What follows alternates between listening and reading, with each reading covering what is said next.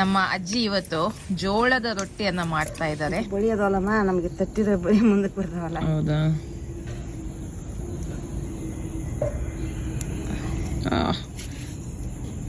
ಹಾಗೆ ಇಡುದ ಟೀ ಮಾಡೋದಮ್ಮ, ಬಳಿ ಮುಂದಕ್ಕೆ ಬರ್ತಾವ ಹಾಗೆ. ನೋಡಿ, ಇವತ್ತು ನಮ್ಮ ಅಜ್ಜಿ ಜೋಳದ ರೊಟ್ಟಿಯನ್ನ ತಟ್ತಾರೆ ನೋಡಿ.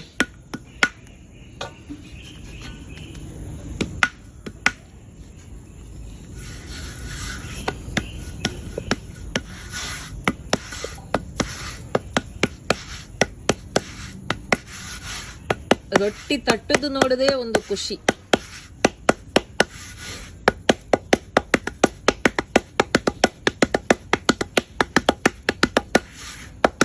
ಎಷ್ಟು ಚಂದ ಮಾಡಿ ತಟ್ತಾರೆ ನೋಡಿ.